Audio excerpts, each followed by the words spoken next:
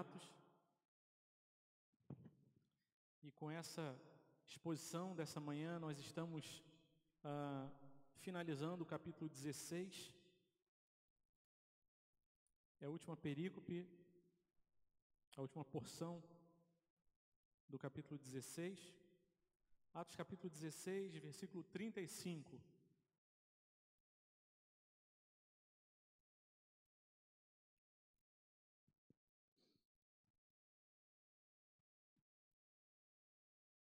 Vamos nos colocar de pé para fazer a leitura da palavra com reverência?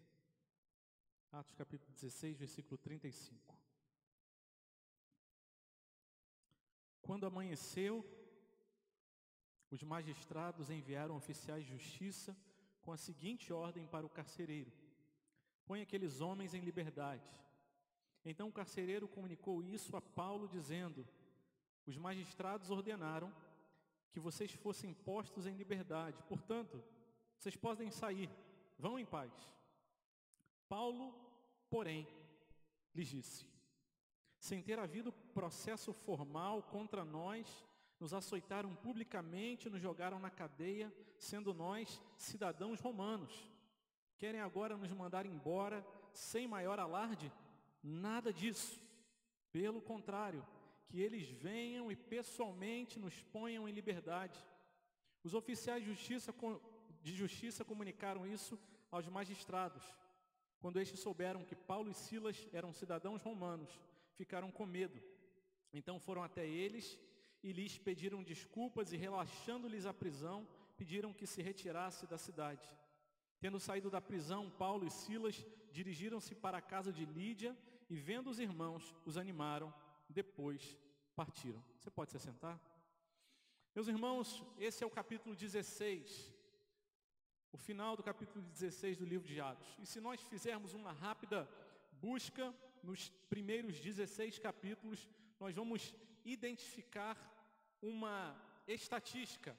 A cada 2 capítulos do livro de Atos, até o capítulo 16, nós temos um episódio de perseguição. A partir do capítulo 4, nós lemos Pedro e João sendo ameaçados e passando a noite no cárcere. No capítulo 5, nós vemos eles sendo os apóstolos lançados na prisão, sendo açoitados, ameaçados ali na prisão. No capítulo 7, nós vamos ler ali a respeito do primeiro mártir, Estevão, que foi apedrejado. No capítulo 8, nós vamos ler a respeito da igreja que se espalhou, porque foi alvo de uma grande perseguição que se levantou. No capítulo 5, nós vamos ler ali quando os judeus resolveram matar Saulo, ele ficou sabendo dos planos e foi guardado ali pela igreja. No capítulo 6, nós vemos o segundo crente tendo seu registro de um assassinato de um crente, Tiago.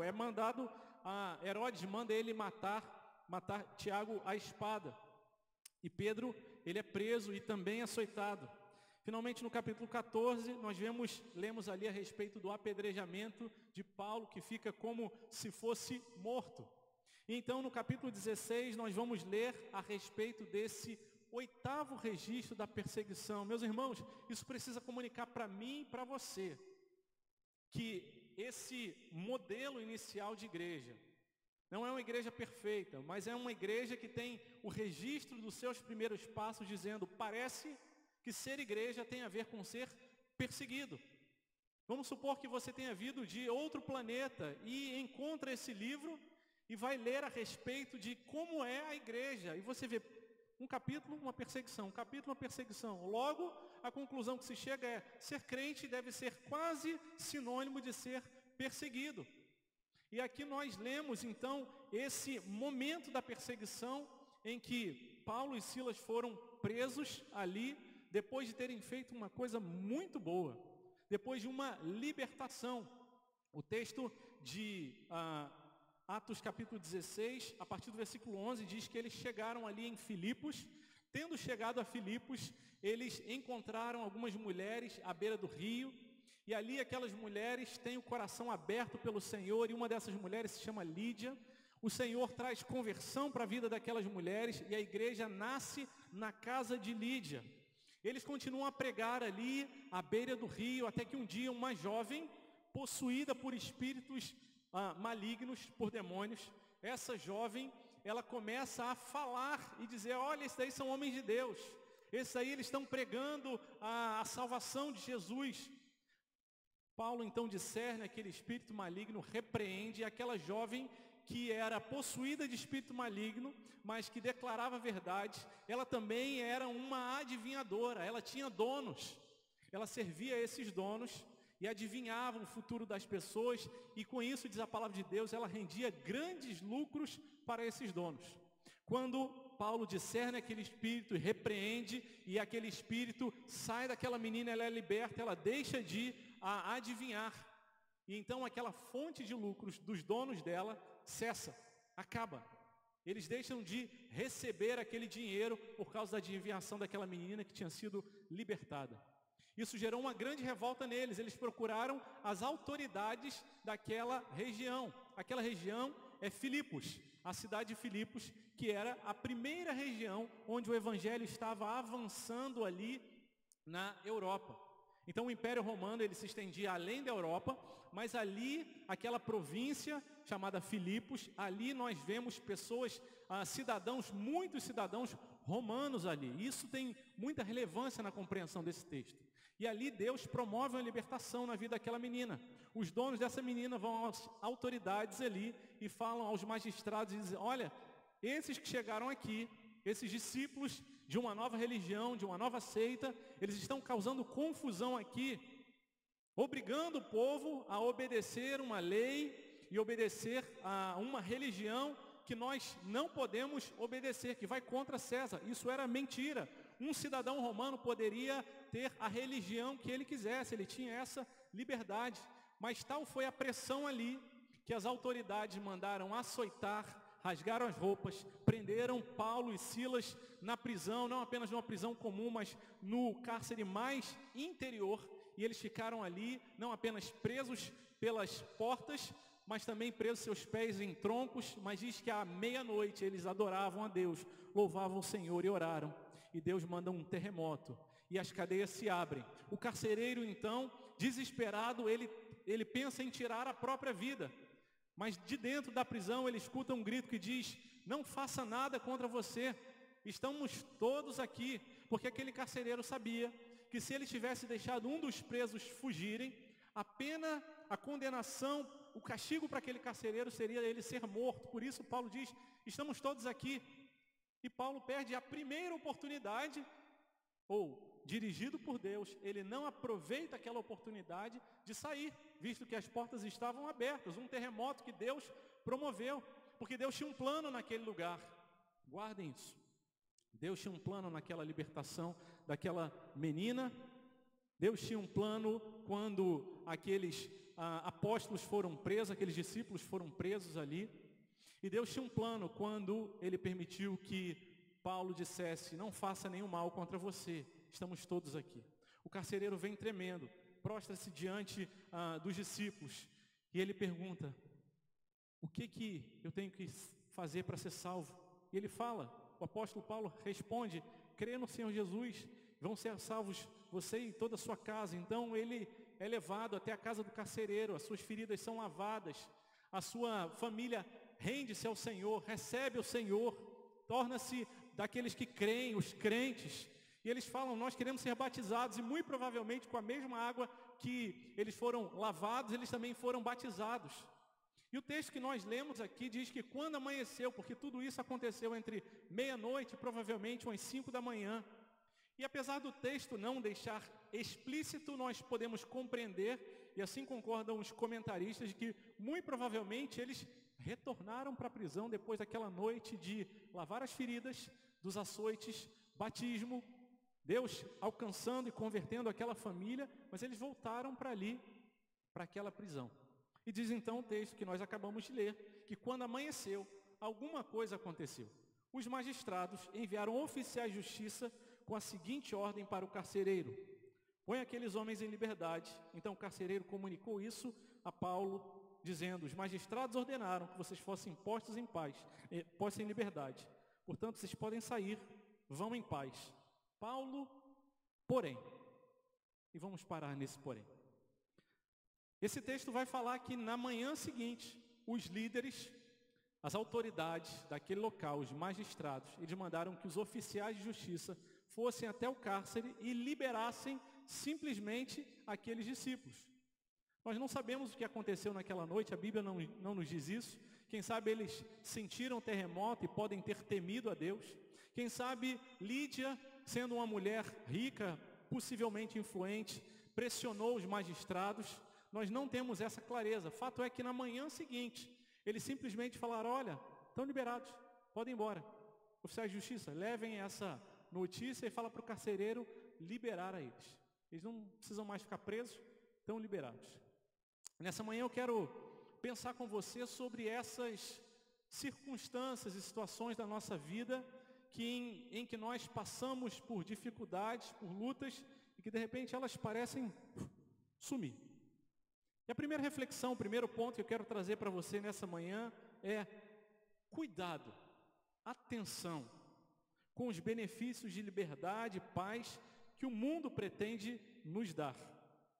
Às vezes, eles podem ser resultado de injustiça. Cuidado com justiça e bondade que talvez não tenham custado absolutamente nada. Aqueles discípulos estavam ali, naquela manhã eles haviam retornado para a prisão e depois chegou a notícia dizendo: vocês podem ir embora. E o texto termina dizendo: Paulo, porém, cuidado. Há uma paz e uma liberdade verdadeira que, segundo o que nos diz a palavra, o mundo não pode nos dar. João 14, 27, Jesus diz: eu deixo vocês em paz, a minha paz lhes dou, não lhes dou a paz como o mundo a dá. Mas a palavra do carcereiro foi: vão em paz. Essa não era o tipo de paz, esse não era o tipo de livramento que tinha sido providenciado por Deus. Eles falaram: vocês estão livres. Mas a palavra de Deus diz: se o Filho do Homem vos libertar, e ele acrescenta dizendo: verdadeiramente, somente assim vocês vão ser salvos, vocês vão ser libertos. Cuidado com liberdade, benefícios, coisas que talvez aparentemente não nos custem nada, podem ser ciladas. Benefícios e coisas que chegam muito de graça para a gente, aquilo que nada custa, nada vale. Aquilo que talvez chegou com uma facilidade, sem nós termos feito esforço nenhum nesse mundo, desconfie. Nós, de fato, recebemos uma salvação que não nos custou nada, mas alguém pagou pela nossa salvação. Nós tínhamos culpa. O pecado gerava culpa na gente. Nós somos responsáveis. Diante de um Deus santo, nós somos culpados. Diante de um Deus santo e irado, não podemos dar de ombros e dizer: tanto faz. Não. Alguém precisou pagar o preço da nossa liberdade e da nossa paz. E nesse mundo, algumas vezes, por conta de situações que são arranjadas, a gente parece desfrutar de uma paz, de uma situação que vai nos dar liberdade, mas que eventualmente não virá de Deus. Então cuidado com facilidades, benefícios, portas abertas que parecem não ter vindo da parte de Deus. Não existe almoço grátis. Alguém precisa pagar a conta. Alguém precisa sangrar. A noção de justiça é apresentada aqui nesse texto. Agora, meus irmãos, esse texto precisa levar a gente a refletir que alguma coisa ocorre de diferente. Depois das 7 ocasiões de perseguição em que os apóstolos eles são ameaçados, em que Deus abre as cadeias das portas, de repente nesse eles têm a oportunidade de sair, mas eles não saem, porque há alguma coisa diferente, há um propósito da parte de Deus. E a primeira coisa que eu quero convidar você é olhar para a sua vida e falar assim: que benefícios, que coisas que eu tenho experimentado, desfrutado na minha vida, que tem sido tão bom. Será que essas coisas de fato vêm da parte de Deus? Será que não são resultados de alguma injustiça? E esse texto segue falando sobre isso. Aquela era a situação que, se eles fossem libertos, nós identificaríamos uma injustiça. O texto segue dizendo, versículo 37. Paulo, porém, lhes disse: sem ter havido processo formal contra nós, nos açoitaram publicamente e nos jogaram na cadeia, sendo nós cidadãos romanos. Querem agora nos mandar embora sem maior alarde? Nada disso. Pelo contrário, que eles venham e pessoalmente nos ponham em liberdade. O que aconteceu é que a notícia chegou até a prisão, dizendo: olha, vocês estão livres, vão em paz. E Paulo diz: não pode funcionar assim. Meus irmãos, à primeira olhada, nós podemos pensar assim: esse Paulo é um marrento, hein? Esse Paulo está botando banca aqui, está dizendo: não, que é isso? Ele não me colocou aqui, ele que vem aqui. Parece uma atitude de melindre. Paulo ficou doidinho por causa daquilo. Você me fez uma injustiça, você vem aqui me pedir perdão. Mas nós vemos a ação de Deus na vida de Paulo e nós não podemos concordar com essa primeira possibilidade. O que dizem os comentaristas, o que diz a vida de Paulo, é que aquela atitude de Paulo não falava a respeito dele reivindicar justiça para ele mesmo, mas reivindicar justiça para a igreja. E tem alguns elementos importantes aqui. Ele diz: olha, sem ter havido um processo formal contra nós, eles nos açoitaram publicamente e nos jogaram na cadeia, sendo nós cidadãos romanos. Paulo era um cidadão de Roma, e um cidadão de Roma, ele tinha deveres e ele tinha direitos. E um dos direitos de um cidadão de Roma era, ao ser acusado de alguma coisa, ao ser citado o nome dele como responsável, como culpado de algum crime, alguma coisa errada, ele tinha direito de ser ouvido, de ser julgado, e ele não poderia ser imediatamente açoitado e preso. Então ele reivindica a sua cidadania romana. Isso aponta para a gente a graça de Deus. Porque se nós temos nesse mundo uma sociedade que não entra em colapso, que tem leis que, ainda que sejam imperfeitas, ainda que sejam imperfeitamente obedecidas, se há alguma coisa de justiça e de bondade na vida dos seres humanos, na organização da sociedade, isso não vem inicialmente do coração do ser humano, senão da graça de Deus, que permite que a gente não se mate. E a sociedade, o mundo já não tenha se explodido, não tenha colapsado completamente. Quando ele fala: eu sou cidadão de Roma, ele está dizendo: olha, há um Deus que na sua graça, na sua misericórdia, permite que minimamente a gente se trate como gente. E eu, sendo cidadão romano, eu tenho direito a ser ouvido, a ser submetido a um julgamento justo para ver se a acusação que foi lançada contra mim, ela era justa ou não. E com isso o nosso segundo ponto é conhecer os seus direitos, exigir justiça pelo bem do Evangelho e não pelo próprio bem é lícito e esperado. Porque nós sabemos também que Paulo sabia que era um cidadão romano, mas ele também sabia que ele era um cidadão dos céus. Filipenses capítulo 3, versículo 20, quando ele da prisão, e ele não sai daquela prisão, ele fica ali em Roma e escreve para a igreja de Filipos, onde ele tinha sido preso, mas ele de lá ele escreve dizendo: pois a nossa pátria está nos céus, de onde também aguardamos o Salvador, o Senhor Jesus. É o que a teologia chama de dupla cidadania. Nós somos, em primeiro lugar, cidadãos do céu, mas também cidadãos da terra. Nós somos, em primeiro lugar, cidadão do reino de Deus, mas também cidadãos do local, da nação, do país onde nós estamos, e nós temos direitos e deveres. Nós temos deveres de respeitar as autoridades, pagar os nossos impostos, viver e tratar os outros com civilidade, consideração, socorrer aqueles que precisam, buscar uma sociedade mais justa, deveres e direitos. Cidadãos do céu também são cidadãos da terra. E nós, como crentes, ainda mais precisamos ser os melhores cidadãos nesse tempo, nesse mundo, para glorificar a Deus, que é quem derrama graça, para que a gente tenha uma sociedade que tenha um mínimo de justiça e que permite que essa sociedade não venha a colapsar e matarmos uns aos outros, como feras vorazes. Nós somos cidadãos do céu e cidadãos da terra, e exigir justiça pelo bem do Evangelho não só é bom, é lícito, mas é esperado da gente. Paulo não estava dizendo, olha, ele que vem aqui para pedir perdão, porque eu fui injustamente açoitado e preso, mas ele precisa vir aqui porque o Evangelho está chegando na Europa.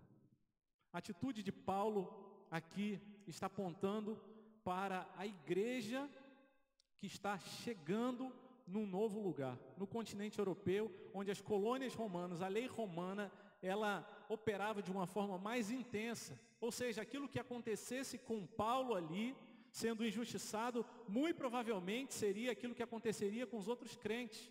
Quando Paulo reivindica o direito dele de ser justamente julgado, ele está dizendo, olha, que isso venha a ser uma situação que sirva também para proteger os outros crentes, que vão avançar aqui. E de fato a igreja de Filipos, ela vem crescer, já tinham aqueles ali da casa de Lídia, o evangelho vai se espalhando, depois ele vai para Tessalônica e vários outros locais.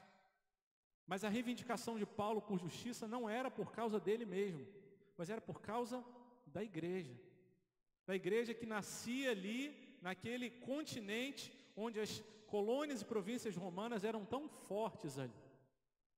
Então, quando a gente exige direito, e é fácil a gente exigir direito para a gente mesmo, a gente ficar melindrado, a gente ficar, poxa, mas ele pegou o meu lugar, ele entrou na minha frente, mas isso não é certo, isso é natural da gente.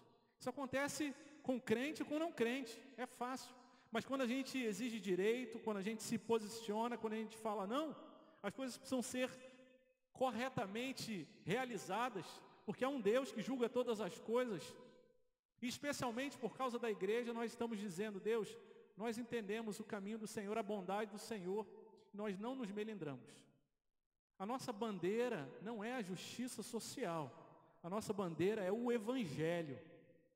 E enquanto temos direito, enquanto nesse mundo nós temos a liberdade para avançar e pregar o Evangelho, que Deus nos dê a graça de sermos fiéis e avançar. Talvez chegará um dia, talvez não tarde, em que será proibido, em que a perseguição virá. E alguns irmãos têm desobedecido em muitos países essas leis e têm pago altíssimo preço com a sua própria vida. E o que Deus nos leva a refletir nessa manhã é, quando a gente tem exigido justiça, quando a gente tem colocado o pé firme diante das coisas que estão quebradas, você está falando só em seu nome, em nome da sua família, ou você de fato, você é sensibilizado por olhar para o lado e ver o outro sofrendo? Ou você fala como Caim, o que eu tenho a ver com meu irmão? Por acaso eu cuido dele? Sim, você tem tudo a ver. Você tem tudo a ver.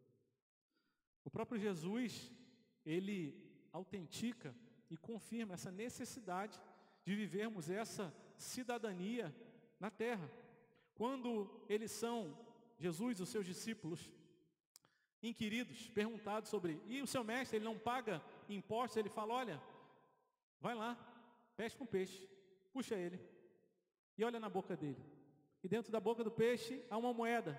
Ele diz, o que tem desenhado nessa moeda? Ele falou, o rosto de César. Ele diz em Mateus 22, 20, de quem é essa figura e inscrição? Eles responderam, de César. Então Jesus respondeu, deem, pois, a César o que é de César, e a Deus o que é de Deus. Sejam bons cidadãos, obedeçam às leis, para que o nome do Senhor seja glorificado, para que a igreja avance com um bom testemunho, para que a gente possa, nesse mundo, desfrutar e aproveitar as portas abertas que Deus tem dado para a igreja ainda. O texto segue dizendo, versículo 38, a palavra de Deus diz, os oficiais de justiça comunicaram isso aos magistrados. Quando estes souberam que Paulo e Silas eram cidadãos romanos, ficaram com medo. Então foram até eles e lhes pediram desculpas e, relaxando-lhes a prisão, pediram que se retirassem da cidade. O próximo ponto é que Deus, de acordo com a vontade, tempo, soberania e forma dele, promove restaurações e consertos para o bem da expansão do Evangelho nas regiões onde ele tem intenção. Deus abre portas de possibilidades. Meus irmãos, Paulo tinha a intenção de ali fincar a bandeira do Evangelho e avançar, dizendo, olha, a gente tem direito, cidadãos romanos não podem ser tratados dessa maneira. Mas imagina que o magistrado poderia ter, assim como ele inicialmente não levou em conta as leis, ele poderia falar assim, quem é esse ousado? Mandem matá-lo e acabem com isso. Mas se o magistrado, ele mudou de opinião e ficou com medo, nós podemos até pensar, não, é porque aquela notícia se espalhou e ele ficou com medo da retaliação, dele ter feito uma injustiça com um cidadão romano e ele ia receber uma punição por isso. Isso é razoável. Mas em última análise, ele somente voltou até aquele local e pediu perdão e consertou as coisas e abriu ali uma jurisprudência, uma possibilidade que a partir dali as coisas fossem diferentes no tratamento de crentes que fossem cidadãos romanos, é porque a graça de Deus promoveu aquela restauração. A nossa confiança não está na nossa capacidade de articulação política, na nossa capacidade de acertar no nosso próprio braço e na nossa própria força. Não que nós não possamos e devamos fazer aquilo que de melhor a gente possa fazer como cidadão desse tempo. Mas a nossa confiança não está na gente, está no Senhor, que promove restaurações, sempre para o bem do avanço do Evangelho. Porque às vezes, Deus não promove essas restaurações. Às vezes, os seus servos, seus filhos são injustamente condenados e mortos. Mas mesmo assim, a igreja avança. Mas cresce a igreja nos lugares onde mais a igreja é perseguida e passa por injustiça. Se Deus tem dado para a gente a possibilidade da gente viver num país em que há liberdade, é para o avanço do Evangelho. A gente não pode desprezar isso. A gente escreveu ali, uma igreja comprometida com a proclamação do Evangelho. Eu preciso corar de vergonha e falar, Deus, falta muito ainda para a minha vida, falta muito ainda para a vida da nossa igreja, mas o Senhor tem promovido um ambiente de paz, gente do nosso lado morrendo, gente do nosso lado que não conhece o nosso Salvador e nós podemos, devemos, precisamos proclamar, gente se dispondo para ser um missionário enviado para lugares de difícil acesso. Eu podendo mandar uma mensagem, eu podendo orar, eu podendo investir, ainda não faço como deveria. Mas quando Deus promove esses concertos, quando Deus traz os magistrados para tentar acertar as coisas, é porque Ele quer que o Evangelho avance para a glória dEle. Eles pediram, por favor, retirem-se daqui, para que a gente não fique mal falado aqui, e está tudo bem. E falou, vai embora. Retirem-se da cidade, a prisão de vocês está relaxada, nos perdoe, fizemos errado. Eles sabiam que eles tinham cometido uma injustiça. Mas quando Deus promove essas coisas, é porque Deus tem o propósito de fazer avançar o Evangelho.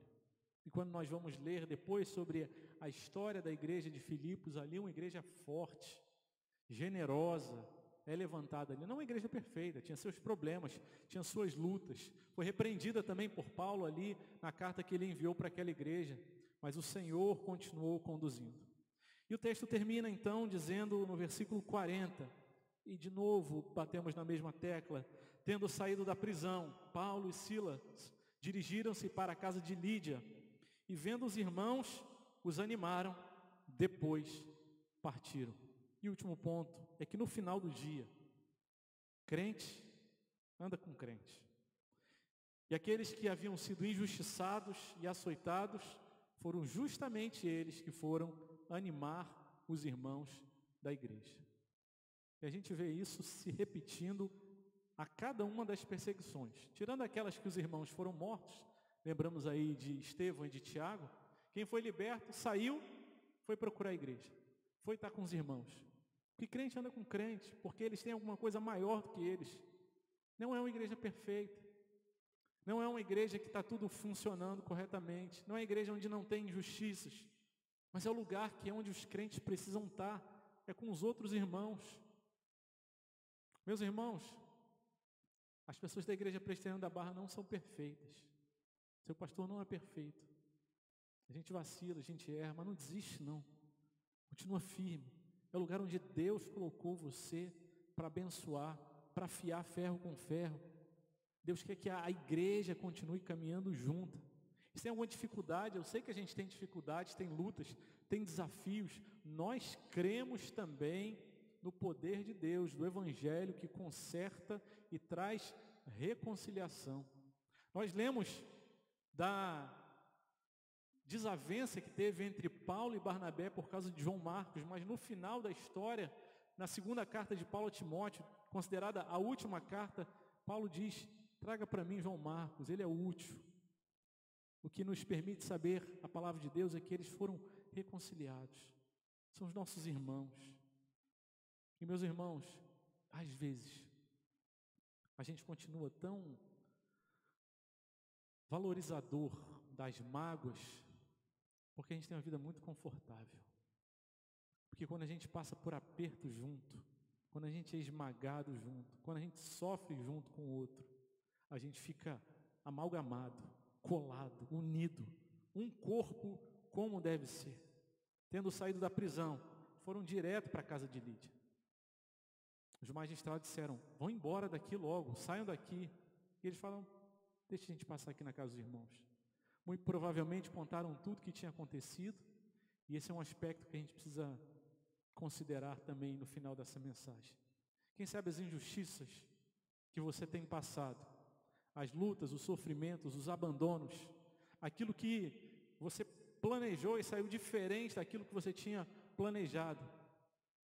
As pessoas desprezaram você, açoitaram você com palavras, com atitudes, fora e às vezes dentro da igreja. Mas Deus está dizendo: olha, a verdadeira paz, a verdadeira liberdade, quem dá sou eu. Não fique esperando as coisas se consertarem do lado de fora para dizer: aí sim eu vou ter paz. Não. Você vai ter paz quando você estiver rendido aos pés do Senhor. E as coisas ao redor, nós cremos que Deus no tempo dele há de consertar. E é assim que Deus vai usando aqueles seus servos e servas que passam por injustiças para animar os outros. Porque apontam para a consumação dos séculos, dizendo: enquanto nós estamos nesse mundo, nós vamos passar por muitas aflições e tribulações. Mas disse o nosso mestre: tenha bom ânimo, ele venceu o mundo. Nosso descanso está nele, e o descanso desse sofrimento que nós atravessamos só encontraremos na consumação dos séculos. Esse texto não é sobre Paulo e Silas. Esse texto é sobre Jesus, aquele que em nosso lugar foi preso, aquele que em nosso lugar foi injustiçado, aquele que poderia ter aberto mão de ter sido crucificado, mas sofreu a pena por causa de nós. Paulo e Silas aqui são mediadores, apontam imperfeitamente para aquele que é o mediador perfeito. Eles são modelos de servos de Deus, mas eles não são perfeitos, mas eles apontam para Jesus, aquele que fez justiça, aquele que entregou-se e satisfez plenamente a justiça de Deus, aquele que nos visita e que come conosco, e que fala: meu filho, minha filha, fiquem firmes, eu também fui injustiçado, mas descansa, descansa, porque eu estou contigo todos os dias até a consumação dos séculos. No final eles, diz a palavra de Deus, os discípulos partiram, assim como o nosso Senhor Jesus partiu. Mas assim como a igreja de Filipos não ficou órfã dos seus líderes, porque tinha o Espírito Santo de Deus ali com eles, nós também não ficamos órfãos. O Santo Espírito de Deus continua com a gente, nos sustentando. Que a boa mão do Senhor nos dê graça para diante das injustiças desse mundo. Não queremos fazer justiça para o nosso próprio benefício, mas confiarmos que Deus tem conduzido, e naquilo que a gente puder acertar, a gente pense no benefício dos nossos irmãos em primeiro lugar, em nome de Jesus. Vamos orar? Senhor amado, obrigado, Pai, por essa manhã. Obrigado por essa Tua palavra para as nossas vidas. Servos Teus, Paulo e Silas, foram injustiçados.